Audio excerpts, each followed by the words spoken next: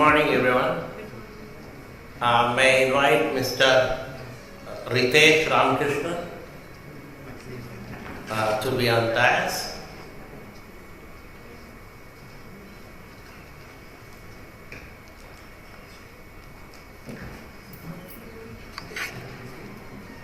May I invite Mr. Darvish Jha.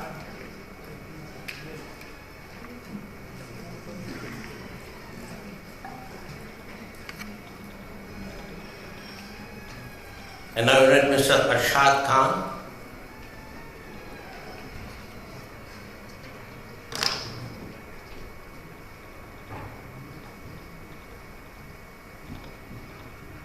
And Mr. Sundaresh Jayamurthy. Now today, in fact, we have a very hot topic, that is cyber security, data privacy, governance. And then the way in which we are going to discuss this topic is to see what is there for our governance professionals or compliance professionals, what kind of opportunities that are going to be there, considering that they are passing through disruptive technologies, and then virtually the way in which people are doing business is going to change a lot. So, to present the different perspectives, in fact, we got an excellent panel. Mr. Ritesh is a new business generation leader. He is Joint Managing Director of Transworld Group, and then he has experience from business formation, establishment, management, operation. And he is also a member of Young President Organization, and he is also recognized as Top Indian Leaders 2017, and is recognized Next Generation. So he gives a different perspective from business, this topic. Then we have Mr. Darvish Jha, the person who is in the hot seat. Okay, he is actually running a major operation. He is Chief Information Security Officer of ENBD Group, and then the person who is on the hot seat. Now, I could very well imagine probably his information system might be facing at least 1 million threats, cyber threats every day. And then he has a tremendous responsibility of, in fact, securing a huge amount of vital information of the customers and bank and its operations. Now, the way in which he is going to face the challenges, etc., probably would be of very much interest to us. Then we have Arshad Khan. Now, Arshad Khan is, in fact, he has established a virtual assets or crypto exchange with a license from ADGM. ADGM, in fact, is one of the probably first in the world which gives licenses to cryptocurrencies, virtual assets, and this type of businesses. Now, virtually the way in which the crypto businesses are growing, are considering the importance of this particular subject, and then and another aspect of this is this particular business once again has lot of information within it, and obviously is consistently target of cyber attacks. And not only that, these are all modern regulations. There are no precedents to it. The policies, procedures, etc. need to be formulated, and that is where he is. Then we have our own company secretary, Mr. Sundaresh Jayamurthy, the practicing company secretary from Bangalore, and he specializes in corporate consulting, and then he has his core competence in corporate compliance and corporate law, and he trains boards, and he has got a vast experience in training and lectures, particularly on the compliance and board related matters, and he is recognized and rated as a must-hear speaker. And then he published a book titled Board Anatomy. Now today we are going to have these perspectives from them. And then at the center, I am there. I'm a financial service regulation specialist. So my core competence is regulations. So let us start.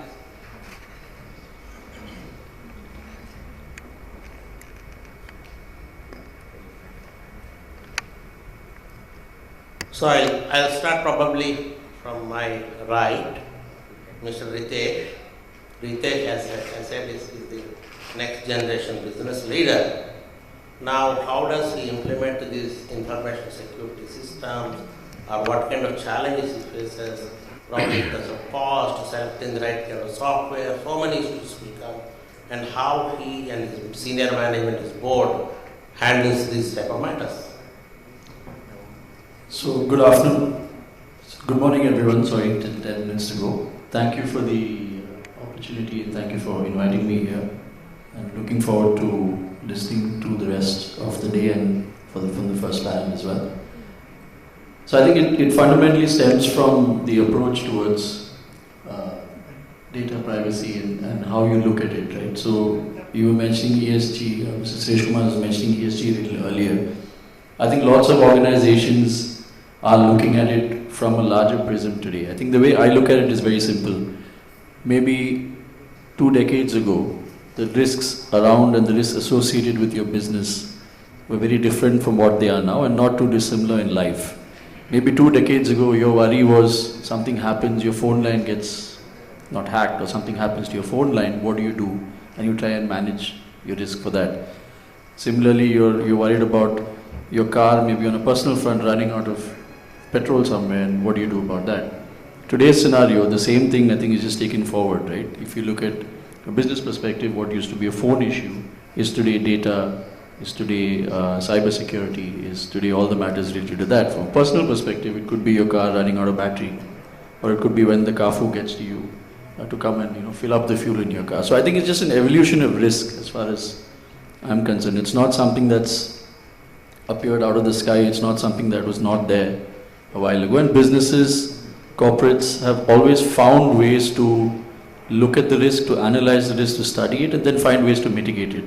And of course, as you go forward, there are different frameworks around it and different ways of how to go about identifying the problem and trying to find a solution. So in our case, I think a lot of our business is governed by the ESG principles, and G is not just board and board related matters, but data governance, data security is also a large aspect of it. From a global shipping perspective, I think the industry has had its fair share of challenges and has had a fair share of data breaches and spywares and all these sorts of issues that have put very, very large companies out of business for 2 or 3 weeks. So I think that pushed a lot of us, including us, to also look at our systems and processes in a far better manner. So what we have done, if I was to just give you an example, the first thing we identified about 6 years ago now is we need to move on a cloud infrastructure and stop the old way of looking at things only offline and looking at having a physical data center. Yes, you have a DR setup, but it's also still a physical on-premise somewhere. So we started a journey with Oracle about, like I said, 6 years ago now, where all of our businesses, whether it's on the financial side, whether it's on the operational side, are all completely on cloud. And we've been working with AWS and going through all the security systems and protocols that they have. It doesn't stop there. We've also then gone back and identified very clearly across each business and business unit and looked at the risk. We've basically tried to play out scenarios where tomorrow morning you come to work and nothing's working. The ERP doesn't work, your email doesn't work, what do you do? How do you mitigate the risk? Who do you talk to? What do you communicate? How do you communicate it? So I think it's these sort of approaches that at least we have tried to take as an organization. Again, everybody's as non-vulnerable until you get attacked. But at least if you try and be proactive, if you try and identify whatever you can, and of course use opportunities like this to listen to others who are experts in the field, try and pick little bits and pieces and see what is implementable. So it's not an unnecessary cost. I think you had mentioned cost. I think it's something that is part of business. So it's again the perspective of how you look at it. If you come back and say, no, it's going to cost me $100 and I need to do this, and is there a cost benefit? I mean, the cost benefit is simple. If you don't do it and something happens to you tomorrow, God forbid, you can't do business. So that's the evaluation you have to take. Now I come to Mr. Darvish Ajad, the person who is heading the information security in a very large bank financial services group. Now today what is happening is there is the convergence that's happening, the regulations, the technology, the business challenges, so many things have come together. Now for example, the latest regulations relating to data protection give the natural persons that are data subjects and certain rights to delete the information. These rights are recognized as fundamental rights. Now obviously Mr. Darvish Ajad must be facing quite challenges. Let us hear from him how he is managing or what kind of reporting he does and how does he feel about the board involvement in the entire process. Thank you. Thanks a lot. Good morning, everyone. So, yes, I am on the hot seat as usual, but I always felt that the crypto space was a lot more hotter than the cybersecurity space. But then I guess everyone loves putting cybersecurity and the geopolitical issues that have happened across different countries just raising that bar, right? And we don't see that dropping anytime soon. So maybe we'll look at a perspective of a financial institution, right? So board of directors are now under microscopic detection around how would they be able to address cybersecurity challenges, right? How would your senior management be involved in these incidences? If a financial institution gets breached, how would they be able to address the breach and respond to that breach? There's no silver bullet to technology. There's no silver bullet to security. All the digital transformation, like Ritesh said, they moved into the public cloud. Right? There's multiple risks that come out there. You have the risk of the digital supply chain, right? They're completely outsourcing their data now into a public cloud environment.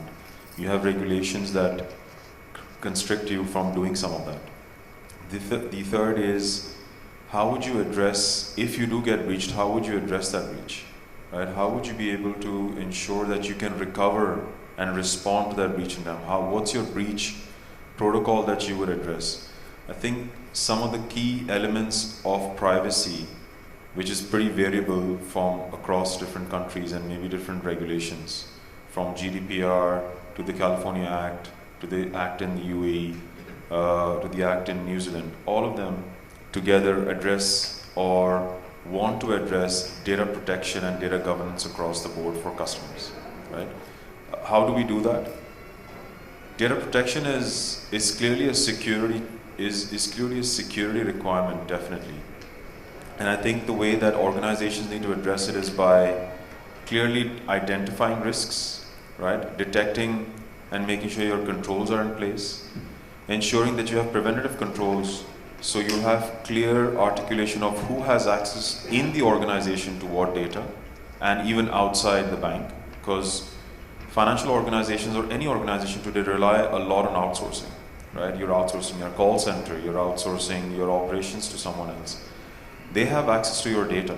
How would you ensure that the organization keeps the same level of security practices as you and certifies themselves on the same? Right? You would have to do due diligence on a yearly basis for that.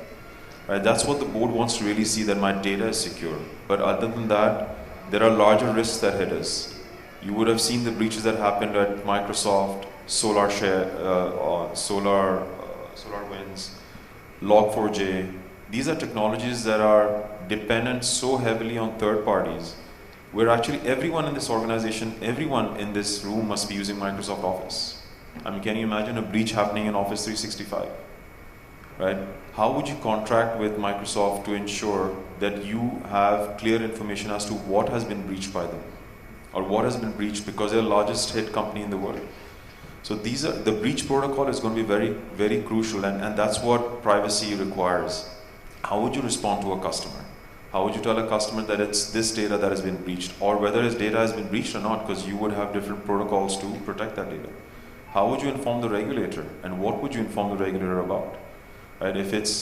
There are thresholds that you need to set in as an organization under governance. Right? Your board would be required to approve and authorize what kind of thresholds you will set out, right?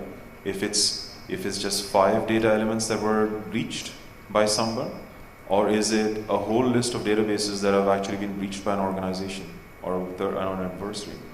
So I think those are key elements that you need to discuss within the organization. Take it up with your governance functions, your information security boards, your risk and governance boards, to ensure that those right protocols of breach are very clearly identified. Other than that, I think the most critical cyber risks that exist or are very prevalent now is the digital supply chain, because every one of us depend on outsourcing. Your cloud is also an outsourcing to a technology company, right? It's not that you're owning that, although you own that data, you're still not going to be able to monitor that data out there, because they're the ones monitoring their environments, right? The backplane is all controlled by Microsoft, by the Googles and Amazon of the world. A breach that happens, I'm not sure if everyone knows, but today Okta has actually declared it was breached in January. What data actually got breached, right? Why are they declaring it now? Those are, can you imagine the frustration some customers will be going through, because they have 100 million customers accessing Okta as an identity and access management solution on the cloud. So these are clear questions you need to ask yourself in your organization at different levels. We at the technology and in security are here to sort your data protection, governance, ensuring your detective controls, your security operations center can detect these and have alerts in place. But then again, it's not an easy thing like we all think about, because remember, you have 100 million alerts that may pop up. You have systems that you actually look at as similar to a compliance or an AML alert that happens these days, right? These are all converging. Your fraud, cybersecurity, and compliance teams are all converging very soon. And I guess the future is all around how we all collaborate a lot more and provide information across the board. Thank you. Thank you, that's quite enlightening. Now we have, in fact, another person. The person, Mr. Darwish Azad, as rightly said, is on the hot seat. But here I have a person who is actually riding a tiger. See, that is actually the virtual assets business. He has established a crypto exchange, starting from the challenges related to financial crime associated with crypto exchange. He has to deal with a host of other technological and other issues, and also secure that his information, business and his customers' information is adequately protected. Let us hear from him what kind of challenges he faces, particularly being the founder of the business, and then the kind of regulations he is facing. Thank you, Mr. Narasimhan, and good afternoon, everyone. My fellow panelists, all of you are much more qualified than me, especially in the IT field. I am a founder and a CEO of a crypto exchange, and I know what all risk this business brings. Because anything that is new, it of course opens us with a lot of virtues, but at the same time it comes with a lot of vices as well. And we have seen how the space of cryptocurrencies has grown in the last 12 years, from the very first day that Bitcoin white paper came, and then the first Bitcoin was mined, until now in 12 years, a very short duration, this industry has become almost a $3 trillion industry, which is much more formidable even in comparison to some of the GDP of the countries, or even some of the largest financial institutions, or even commercial institutions.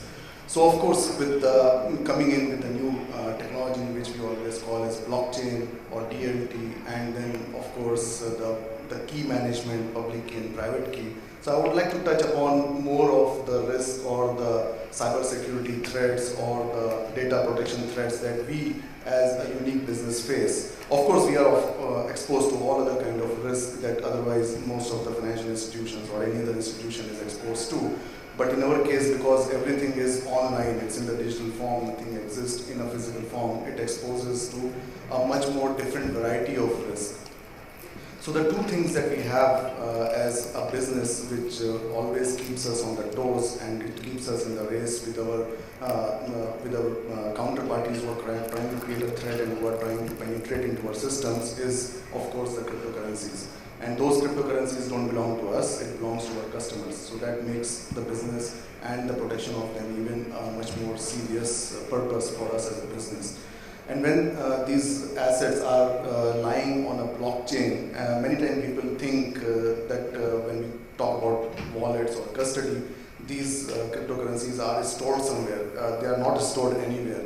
They're all exposed, they're all on the blockchain. It's just an address that is tagged to that cryptocurrency. And moving that cryptocurrency from that address to another address is just done through the public and private keys. So how you protect those keys is very, very important, and the wallet actually is protecting those keys. It's not protecting your actual asset, because asset is always on the blockchain, and that's the advantage, that's the beauty of all this whole ecosystem that came out, and why it is challenging the traditional finance or traditional banking is all because of this decentralized nature of the blockchain application that comes into the play, which brings everything transparently. So I know, okay, till now, okay, 18.5 or 19 million bitcoins have been mined.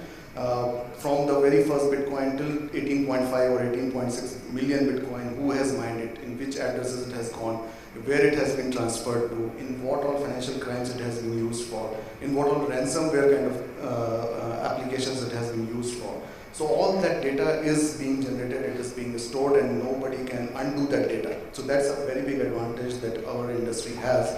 But of course, because of all these technical nuances or complexities, it brings in a lot of technical exposures as well. So you would have heard about attempts which comes in terms of hacking or in terms of ransomware. So these are very peculiar kind of crimes or cyber security threats that our business face. And how you protect yourself against these kind of acts is something that we have to keep ourselves updated with as we make this industry more secure.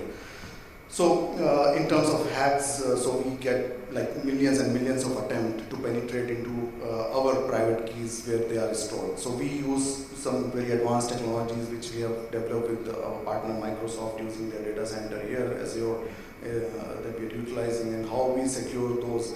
Because all the attempt is on to how to get your keys and how to penetrate and transfer the cryptocurrencies that are stored in our address to a hacker's address. So that's the whole thing, and everybody watches everything. There is nothing that is done behind the scene. Any hack till now, till date, in the last 12 years, it has happened either on Bitcoin or Ethereum or whatever cryptocurrencies. We know which address it has come from, where it is residing right now, but we don't know who is behind that address. So that's an exposure that as a business, when the regulations came in and we got this license as an exchange, that's our responsibility to do the KYC of the address holders. So I think once more regulated exchanges come in and more regulations come in, we will be able to put a name behind each and every wallet, and then we will see a drastic fall in the financial crimes that has been done in the past using the cryptocurrencies. And that's the whole aim why FATF has come in, why all the regulatory bodies across the world is gearing up, because they have seen that this is not going anywhere. Like 4 years back, 5 years back, or even 2 years back, I used to hear that it's all a scam, it's all bubble, it will burst someday. But we have seen it's not bursting, it's not going anywhere, it's not a scam, it's a technology that is really used fundamentally in each and everyone's life on each and every day. And it's solving a lot of critical problems that the world has been going through. Even though like decades and centuries of traditional banking and traditional finance has existed, but they were not able to solve those problems. Half of the world population is still unbanked. Half of the world's population don't have access to the financial products. So this is what this technology is changing to. Of course, it will have its challenges, it will have its problems, but we have to come up and we have to address those problems in a more strong and more regulated manner, so that more confidence of participation comes in. So these are some of the challenges that I thought I'll put across, and of course when we go in more discussion, we'll talk about it in a bit more detail. Thank you very much. Thank you so much. Actually, this particular subject which you have just now, actually is an imaginary thing. We started a life with hard currency, feeling the currency with our hands. Then the era of electronic money has come, but still formally controlled by the banking sector. Now you are moving to a situation where the virtual assets, the cryptocurrency, etc., is far beyond the formal banking system, and DLT, blockchain, ransomware, all these things, they are all till, when you try to understand, it depends on your level of imagination. That's the level we are going to. In this situation, obviously the board, the risk committee, and they play very, very important role.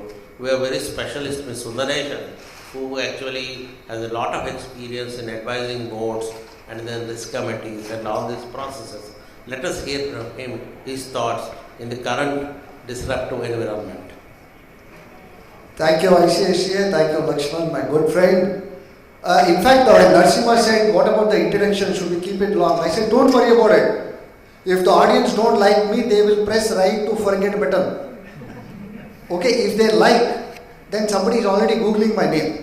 Right? So it's in your hands, so it's nothing to do with the introduction part of it. I have a small presentation based that is just to catch your attention. Okay, I mean, what I'm going to do is, in the next couple of minutes, I'm going to run you inside boardrooms. Because the last time I did something for Dubai chapter was Boardroom Secrets. And that was a while ago where we discussed what happens inside boardroom. Now, Ritesh said, data is in the cloud. So one of the meetings which happened about a month back, the chairman said, where is our server? Sir, server is in the cloud. A director comes out and says, but I thought it's a sunny day. I mean, I'm just saying the ignorance inside boardroom is so bad. So bad. I mean, when Azad talked about the implementation part and all that, we are way behind, my dear friends, on cyber security. Like how in the morning they got confused between the secretary and a company secretary. Today boardrooms get confused between security and cyber security. They think that security is something who's standing outside your building. Sorry. Cyber security is something which is very sensitive. We are not even paying any attention. That's how bad it can be for professionals inside the boardroom. Right? So this is my first one which I wanted to let you with. The next is, of course, you would have seen this. Today's session is cyber security, data protection, data privacy and data governance. So I will take you through what's happening about this. Now, most of you, we would have seen, it is just a 5-minute agenda inside boardroom, right? An IT person walks inside and the board asks, all okay? All okay. Suddenly one person, pardon the phonetic sound, are we hacked? I mean, somebody is laughing. It's not, if it's America, you will just phonetically found that it's a little different thing. So the IT guy says, we are not hacked. Board says, oh fantastic, we are safe. How foolish. Cyber security is not a subject of IT at all. If you have read the newspaper, it says Pfizer, one of the largest corporations, an outgoing employee has stolen 12,000 documents pertaining to COVID and that person is gone. That is also security. HR person releases lot of private data outside. That is also security. So what you should understand, my dear friends, is hacking is external. Your internal security itself is a big problem. No board member thinks about this. They all think cyber security means an external person should come and hack the company. Okay? No. Are we getting the point? And how many of you heard about this Elon Musk? No, amazing person. Huh? And if you're working for him, imagine what problems we'll have. Because if he doesn't open his mouth, the data is private. He opens the mouth, data becomes public. Very simple. August 2018, he went and said, I am going to take my company private. All shareholders, you want to sell my company at 420. Look at the number also. 420. Typically in India, I don't know how it matched actually with Elon Musk, but Musk will not know the significance of 420. I'm just telling you for the Indian audience, 420 is cheating. So, you want to exit my company at 420, exit. Now, this costed Tesla a drop of from $147 billion, it came to about $127 billion. And he lost his job as a chairman. Are you getting the point? Data is private so long as you don't open your mouth. The moment you open your mouth, data becomes public. Nobody can stop you from all this. That's why I just put up data privacy, data protection, data governance. It's a huge challenge inside the boardrooms, my dear friends. Now, I'm going to share a lot of stories. I mean, that's what makes this whole concept very interesting. Now, breach. This is a huge problem. I think, in fact, Azad touched upon this breach very shortly. Now, I'll just split it into 3 parts. Breach of trust, breach of confidentiality, and breach of loyalty, and I'm going to give you a story each. The first one, very simple. This tweet is a very dangerous thing, my dear friends. There is a large IT company, because I'm speaking for ICSI, I don't want to open up names of companies, but as I speak, you will be able to make out which company I'm talking about. This is a Bangalore-based company, and it's a listed company, not run by promoters. You want more details? No. Okay. So, what happened is the independent director sitting inside the boardroom tweets. Why? Because they don't have anything to do inside the boardroom, so they are either playing games in the phone, or they are just sitting and going into the social media. So this lady goes and tweets. This lady is one of the richest ladies in the country. I am not telling you names, okay? So what does she tweet? She says the chairman's son is doing amazingly well inside the boardroom. Finished. The chairman, when the chairman came for the second innings, now you all got it right, 2.0 of that person, he had said, I am bringing my son inside only to ensure that he helps me to read the agenda papers. I mean, that's just a pun. So the world also, the corporate governance world also believed, oh my God, that's why the son is coming inside. And he said he will not enter the boardroom. Now imagine, cyber, sitting inside the boardroom, a private information of the son entering the boardroom, nobody would have known, but for this amazing independent director who did a time pass on tweet. Finished. That brought an exit to the chairman's 2.0. That's how serious the cyber issues are in the country. Please understand that. I mean, we all think, cyber security means it's only trying to keep up some data and all that. No. The second story I'll tell you, my dear friends, this is the largest corporation which is 150 years old in India. You don't need the name of the company, right? Okay. The chairman of that company was sacked in 2016. Now, you don't need the name of the company, you don't need the name of the person. Okay. Now, this guy, like a kid, went and exposed this 150-year-old corporation of the country and put all the private data public. Trust me, nobody knew what was happening in the company. He typed out a 6-page letter. All the shit that was happening inside the company, he uploaded on a public space. Is this the responsibility of directors? Is this how responsible you behave with the data of a company? 27,000 crores is what is the drop in the share price. 27,000 crores. Okay. The third one, that is breach of confidentiality. You are not supposed to do it. The third one is on the breach of loyalty. Now, this is another lovely one, my dear friends. This happened just 1 month back. Largest bank in the country, which is known for controversies. I don't know if I can, see. You just see it and then you will get it. Okay. So, the independent director of that company, what she did is a PMS, a portfolio management service, person sold the shares of the company. Now, where is data? That data, it's called insider trading. It's available with the company secretary at any given point of time. But there was no reporting done pertaining to that particular violation. Now, friends, please understand. We are all filled with data.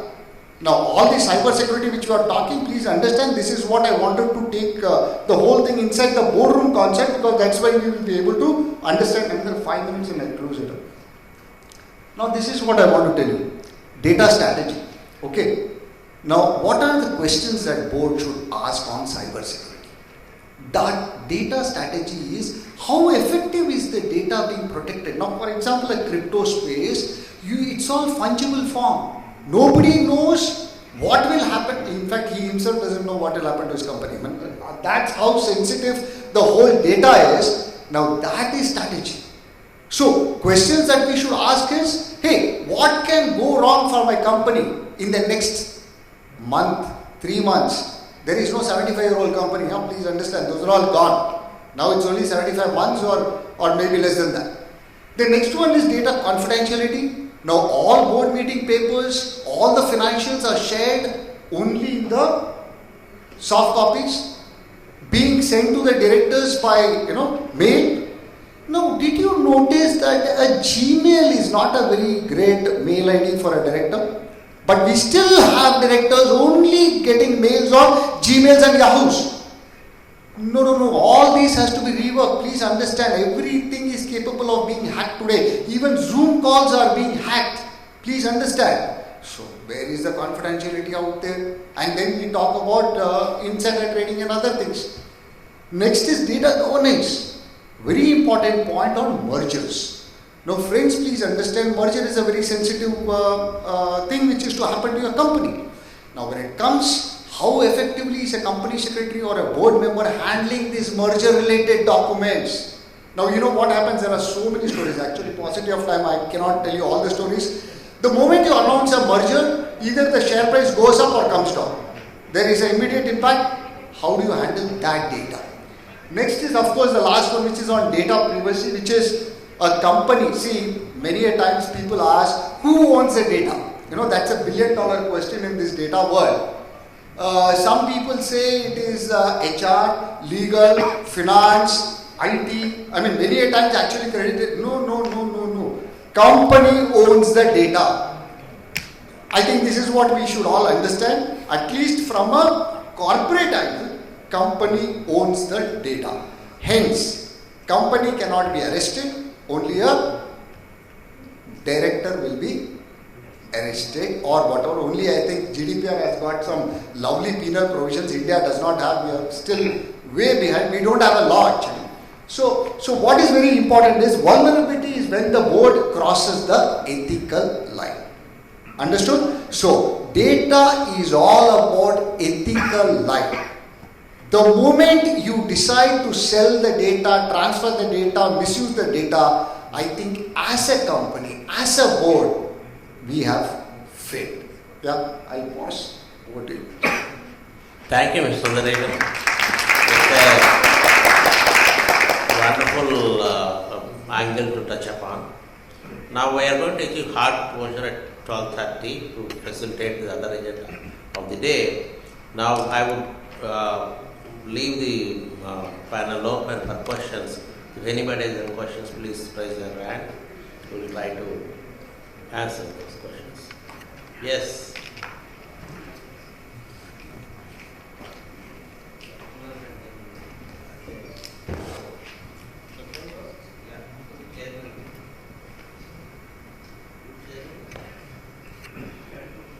Insightful views from the panelist. I'm actually shivering. The company secretary as a profession, would he or she need to be also having knowledge, deep knowledge in IT? How would this profession head for, especially in the space, not only cybersecurity, with the virtual assets being there? What should a company secretary as a professional we should do? How much of technology we should understand? Can we master technology and governance compliance? I would like to have views from the panelists. That's a very good question. In fact, let us start with Ritesh, who doesn't basically, he understands everything, but from business perspective. Okay? Now is it necessary for you to really go and become an IT engineer? No, I think that's difficult to do. But I think everyone has to take the responsibility. I think it's not just stopping at the company secretary. I think it's every member, whether they're sitting on the board, whether they're in the business operations, whether they're in, like you said, data is owned by the company. The risk and understanding the risks are also owned by the company. It's not left on individuals. Of course, I think, and as we discussed in the previous panel, and there is a responsibility of a company secretary to direct things in the right direction, for the lack of another word. But that's only one part, right? If everybody does not understand the significance of these risks, then a company secretary themselves can't really do much. If only one person on a board goes on talking and screaming and shouting about risk and the others have no idea, they can't do much. So I think it's across the body. And going back to what I said earlier, it's the transformation of risk in business. It used to be something else, today it's this, tomorrow it will be some third thing that we don't know about today. So it's a responsibility across different fields. Don't be an expert, but know enough to make a calculated, at least to propose something that can be taken up for discussion with some backing, with some basic understanding of what it is. Same question from a different angle. Let us ask Mr. Darvish Azad. He is a technical person. Obviously, he must bring several officers in his bank, including the board of directors who are non-technical. How is he communicating the technical information to make sure that the information security, etc., is properly done? It's a great question, right? So obviously, it's going to be extremely difficult to ever communicate anything technical up the board, anywhere up to even to the business lines, right? And this happened a few years back when I got the position as a CISO. All CISOs come from a background of, or they should come from a background either being in technology, in network security, etc. So we understand technology very heavily, less on the business lines. And this is where you bridge the gap. Right? I think you understand the business model. So a CISO is supposed to firstly also understand the business model, understand business context. Right? The way that we communicate most of this to the board is in multiple ways. And I put it in 3 C's or 4 C's for that matter. One is definitely your compliance levels to regulations. Right? You communicate with the board, and we do communicate the same to the board. Every quarter, the board should understand what's my regulatory compliance level or my maturity for the UAE, for Saudi, for India, case everywhere, right? Wherever we have offices. A very key thing. The second most important piece is culture, right? And culture touches many other things, and I'll tell you why. Like you rightly said, and you as well, board of directors use Gmails. It is an actual fight that I have had on the table stating you should not use a personal Gmail address. Do not use WhatsApp for it, right? Everything at a given point in time can be compromised. It could be your email address, and I'll be very clear about it. Either you enable 2-factor right now, and then you will get the email. You will not get it otherwise, right? It's just so unpleasant sometimes to discuss such things with such people not at just boards, but even some basic business lines. Yeah, I sent the email out because I couldn't print it in office, so I sent it to my Gmail address. Do you understand the repercussion of sending it? Right? So we do have these conversations. Now, we do a lot of, as an organization, every organization started this, and we manage this a lot. And everyone else on the table here, I'm sure, gets this. Everyone gets a phishing email. So we do training simulations for every single staff, every single month, right? And some people in our bank would tell you that, right? I keep receiving these emails from Darvish, and they're constantly bombarding us. And it's because we want them to be on their toes. We want them to understand just because you get 200 emails doesn't mean you have the liberty to click on any email that you get. It doesn't matter if it comes, we actually put in as much as controls, but controls can be bypassed. So the culture of an organization around phishing, wishing, all of this needs to be very clear, right? So we measure this. As an organization, we actually measure this across the board. We actually show them hacks, right? So changing the culture is very important. And we touch a personal side to some of them, where we turn on their TVs when they're sitting at home, right? And that really shocks them. Right? Some people's cameras get turned on, their mobiles get compromised, and those are the kind of hacks we actually show. Some people want to see it in real life. Yeah, we'll show you in real life what it can be done, and that really brings in culture change. And we've seen a huge shift across banks, across financial institutions, across that.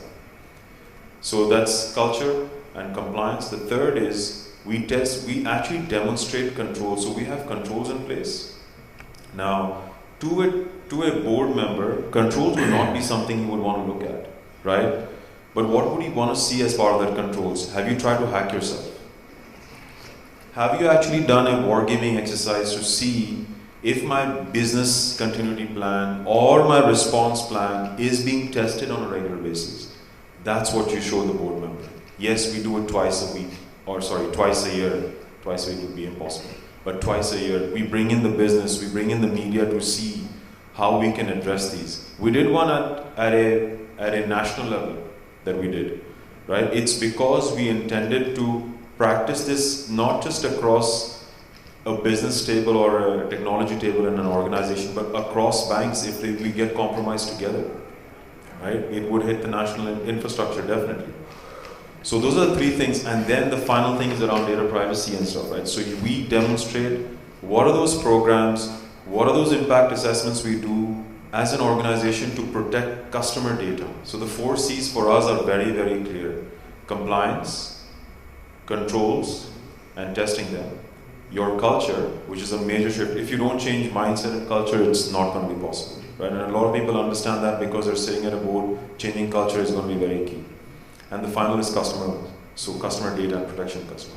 So those are the 4 C's we clearly look at in any organization. And some of those really critical board members really understand those 4 C's very clearly. You embed them in their head, they know day in, day out that I'm going to be talked every month around the 4 C's in my bank for security.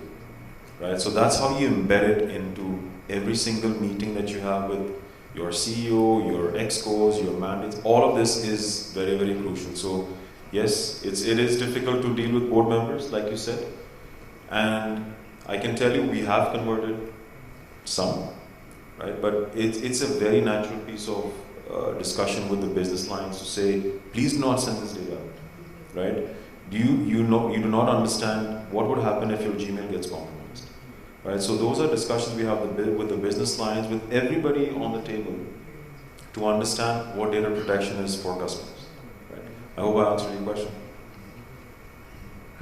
So we had 2 different perspectives to Lakshman's question, but the question still remains: what is it compliance secretaries are now to learn? Are we supposed to learn something more, or is it okay that whatever information we have is more than enough?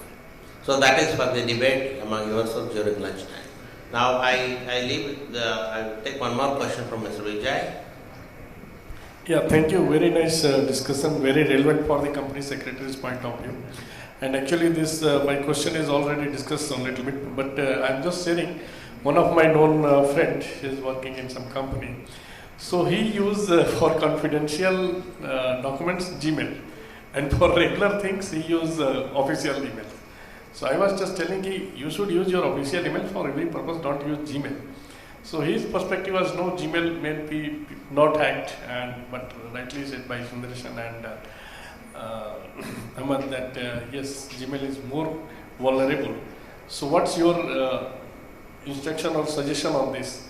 Which email or how the board communication should be done? It should be on, now there are in market, there are specialized portal, like board portals are coming, which they provide the secure environment. They say that, okay, the company secretaries can put all the information on this secured portal, and then it will be more... No, very, very simple actually. I'll give you a tip on this. The moment there is an induction for a director, you have to create a mail address in the company's name. Your own server is much more authentic, much more secure than an external server. So why do you even exchange mails on a private mail? That is the first mistake. While analyzing the cyber security related problems, I think it's at home. It's not outside. So tip for you is create a mail address with your company's.com, whatever, the server thing, and create that. So that will solve most of the problems. The moment the director leaves your company, that mail is gone. That's the one. And before I move on, Lakshman, I want to give that tip. Now, please understand Mukesh Ambani. You know him, yeah, the cute little businessman. He does not know everything, but he runs zillion business. So takeaway is, if a company secretary joins a crypto, first 1 month that company secretary has to read only about crypto's business. That's good enough. Rest is engage a person like him to do your compliance. So you need an expert to run your compliance program. You cannot afford to study everything. Then what will happen is, in about 30 years, if you change 30 jobs, you will have 30 different qualifications. I mean, it's impossible, right? So The awareness has to come in for a CS on that industry or in the company which they are joining. Further, I think they should lean for external support. And one very, very important takeaway, my dear friends, data protection and data governance is an organization responsibility. Don't think it is some board responsibility, some IT responsibility. It's the entire, that beautiful takeaway from him is the culture. So you have to imbibe that culture in the organization right from doorman to chairman, saying that data is our bread and butter, not to be compromised. One more C. Fifth C. Not to be compromised, and then the organization runs. Otherwise, it's very difficult. Clear? So it's an organization responsibility. So that's what I wanted to convey, Lakshman. I'll just add one more practical angle to it. This crypto business and everything is new to everybody, probably to Mr. Arshad also. How did he learn it? How to manage a huge business, to ride a tiger? Let us hear from him. Yeah, of course, and it is always evolving. Every day we wake up with something new. When I started learning crypto like 4 years back, it was just about Bitcoin, Ethereum, just cryptocurrencies. And in 4 years, we have seen so many variations has come in. In last 3 months, we are going crazy with metaverse. Before that 3 months, we were going crazy with NFTs. I don't know what will happen tomorrow. So that learning is very important. But the good thing that I have seen, especially with my personal experience, was I don't have to go to any institute or any university to learn. Everything was all online. And you have to just choose your sources based on the credibility of those sources. And this community is really keeping things decentralized and out of the focus of, okay, I want to own the IPR, I want to earn something from this. I think this is something very unique in this community, that they are sharing all the information, all the white papers, all the codes of any blockchain is public. So not like Microsoft, I'll secure my Microsoft Word code, I don't share with the world. It's all open books. And the very important thing that recently started happening is Web3. I think when we talk about data protection and ownership of data, I think what we have seen right from the Web 1, it was static, it was one way. Then Web 2 came, where people like Facebook, Google, and all these guys came and became multi-billion-dollar entities just by giving interaction of the data between an institution and the end user. Using my data, Facebook is doing so much of research and sending the data to 2,000 organizations.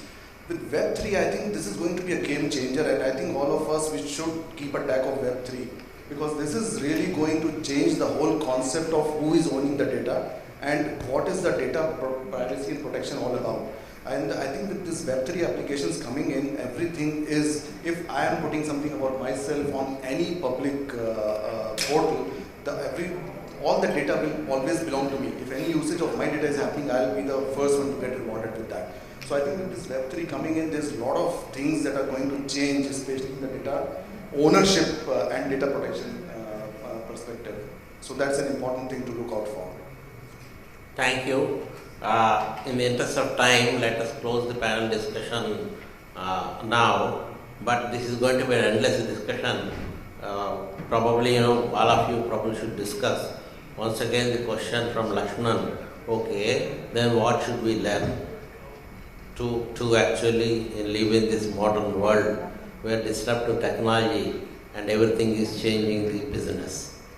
So with that, we are going to stop this panel discussion.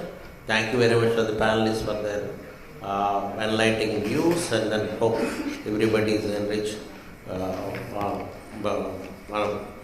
sharing their experience, etc. In fact, panelists have done a great job. Thank you. Thank you so much for such a remarkable insight on the topic. I will request Mr. Das to hand over Shahid Ki Beti certificate to our guest. Thank you all the speakers for their valuable time and knowledge sharing.